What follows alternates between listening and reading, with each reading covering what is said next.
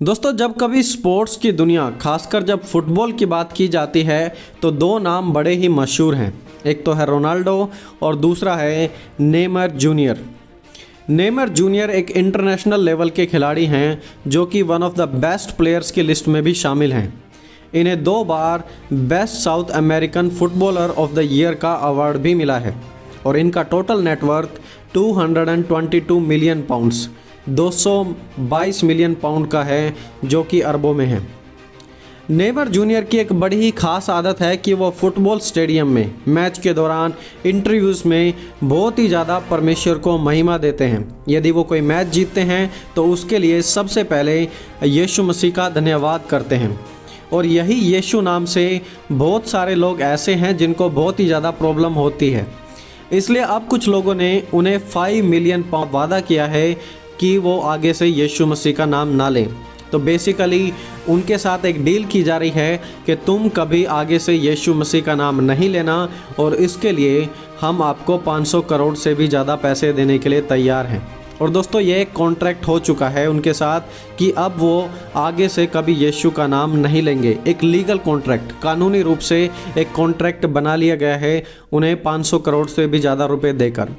अब आप इस बात से अंदाज़ा लगा सकते हैं कि कुछ लोग पर्दे के पीछे ऐसे हैं जो कि यीशु के नाम को दुनिया से मिटाना चाहते हैं, चाहे वो कुछ भी करें।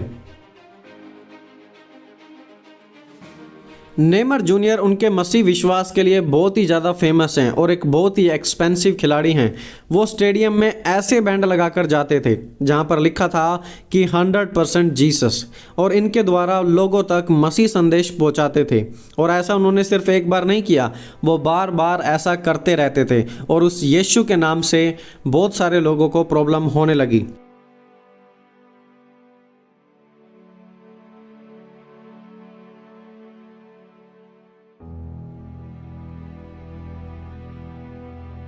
नेमर जूनियर एक चर्च में पले बड़े हैं और काफ़ी ज़्यादा विश्वास परमेश्वर में रखते हैं और दान भी खूब खुलकर देते हैं, और जहाँ कहीं मौका मिलता है वहाँ पर अपने विश्वास और प्रभु यीशु मसीह के उद्धार के कार्य के बारे में ज़रूर बताते हैं।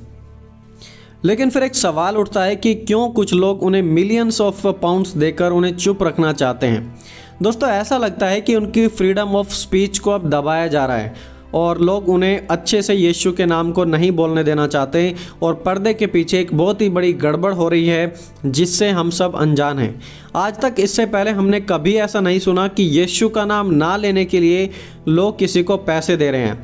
हम लोगों से आरोप सुनते थे कि क्रिश्चियन लोग कन्वर्ट करने के लिए पैसे देते हैं, लेकिन यहाँ पर ऐसा कुछ भी आरोप नहीं है। उल्टा उनको पैसे दिए जा रहे हैं ताकि वो यीशु मसीह का नाम ना लें। बड़ी ही स्ट्रेंज घटना है, और यह घटना सिर्फ नेमर जूनियर के साथ ही नहीं हो रही है बल्कि डाना वाइट के साथ भी हुई है। देखिए, डाना वाइट UFC के प्रेसिडेंट हैं और उन्हें भी इस बात का ऑर्डर दिया गया है कि उनका कोई भी फाइटर रिंग में या फिर इंटरव्यू में कभी जीसस क्राइस्ट यानी कि यीशु मसीह का नाम ना ले।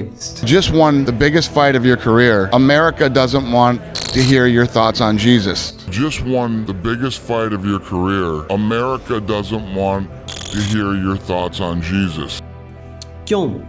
क्यों ये लोग यीशु का नाम नहीं लेने देना चाहते हैं? और दोस्तों, साफ सी बात है कि अंधकार का पिता नहीं चाहता कि लोग परमेश्वर और उसकी सच्चाई को जानें। उसका एजेंडा है लोगों को परमेश्वर से दूर करना और परमेश्वर का नाम तक भी लोगों की जुबान पर ना आने देना। वो नहीं चाहता कि लोग यीशु की सामर्थ, यीशु के पुनरुत्थान, उसके प्रेम और उसके दोबारा आगमन को जानें। वो लोगों को सिर्फ मारना चाहता है, उन्हें अपने गुलाम बनाकर रखना चाहता है। उनके प्राण को नाश करना ही उस दुष्ट का उद्देश्य है। दोस्तों, ये पूरा सिस्टम ही अब मसीहों को प्रेशराइज कर रहा है। वचन फैलाओ तो यूट्यूब बैन कर देगी, फेसबुक पोस्ट को डिलीट कर देगी, सरकार सताव कर देगी, लोग धर्मांतरण का आरोप लगाकर फंसा देंगे। देखिए, 2020 में सभी देशों में ये बात की गई थी कि हम इक्वालिटी लाएंगे, सभी लोगों में एक समानता बनाएंगे, कोई भेदभाव नहीं होगा। लेकिन आप देखिए कि LGBT के लोगों को पहचान मिल रही है। मुस्लिम लोग वेस्ट में भी जाकर अपनी मस्जिद बना सकते हैं और फ्रीली आराधना कर सकते हैं, लेकिन क्या क्रिश्चियंस मिडल ईस्ट में अपना चर्च बना सकते हैं और फ्रीली आराधना कर सकते हैं, अपने वचन का प्रचार कर सकते हैं? नो, मसीहों को ही आज़ादी नहीं दी जा रही है। क्या मसीह खुलेआम गलियों में जाकर अपना प्रचार कर सकते हैं? नहीं। क्यों मसीह से ही आज़ादी छीनी जा रही है? क्यों सरकारें डर रही हैं और दूसरे लोग मसीहों से इतना घबरा रहे हैं कि मसीहों का प्रचार बंद कराना चाहते हैं? क्या मसीहों की सच्चाई से लोग डर रहे हैं, या फिर यह जानते हैं कि यीशु सब कुछ बदल कर रख देंगे, इसलिए उसके नाम को भी बैन करना चाहते हैं?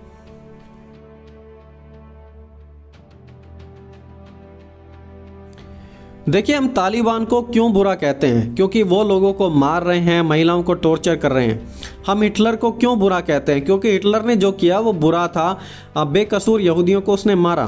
लेकिन यीशु ने तो ऐसा कुछ भी नहीं किया। तो फिर क्यों लोग यीशु से इतना नफरत कर रहे हैं? यीशु तो दूसरों के लिए मरे, दूसरों के लिए जिए और सिर्फ लोगों को प्रेम करना सिखाया, नफरत नहीं।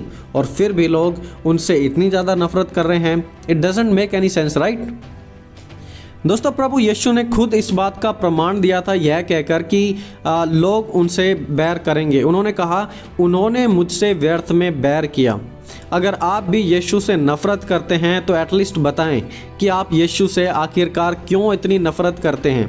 और दोस्तों, ऐसे में हम मसीहों को क्या करना चाहिए? जब पूरा संसार हमारी आवाज़ को दबाने की कोशिश कर रहा है तो ज़ोर से चिल्लाएं, और भी ज़ोर से बोलें, और भी बुलंद आवाज़ से अपने वचन का प्रचार करें, अपनी आवाज़ को दबने ना दें। शायद आप में से कुछ लोगों ने डेविड विल्करसन का नाम सुना होगा। डेविड न्यूयॉर्क के एक चर्च में पास्टर थे और परमेश्वर ने उन्हें बुलाहट दी कि न्यूयॉर्क की गैंगस्टर्स के बीच में काम करना शुरू करो और उन्हें वचन सुनाओ। यंग डेविड विल्करसन निकी क्रूज से मिले। निकी क्रूज दुनिया के सबसे बड़े अपराधी थे, न्यूयॉर्क की एक फेमस गैंग के बड़े गैंगस्टर थे, लीडर थे। और डेविड लगातार उन्हें यही बताते रहे कि निकी, यीशु तुम्हें प्यार करते हैं और यीशु तुम्हारे जीवन में बदलावट चाहते हैं।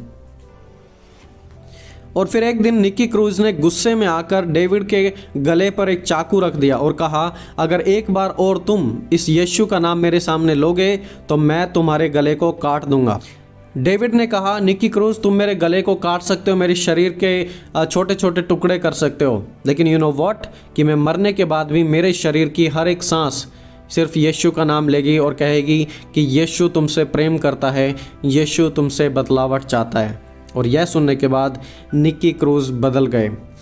दोस्तों, परमेश्वर का वचन फैलाते रहें। देखिए, कोई कितनी भी कोशिश करे आपको आवाज़ दबाने की, आपकी वीडियोस को डिलीट करे, बैन करे, जो कुछ भी वो करना चाहें वो करेंगे, लेकिन याद रखें कि परमेश्वर हमारे साथ है। प्रभु यीशु का वादा है कि जगत के अंत तक मैं सदैव तुम्हारे साथ हूँ। ऐसा वादा किसी दूसरे ने नहीं किया है और परमेश्वर में हम विजय हैं। अंत में विजय हमारी होगी, इसलिए परमेश्वर को त्यागे ना, प्रेशराइज होकर यीशु को छोड़ न दें, अंत तक बने रहें।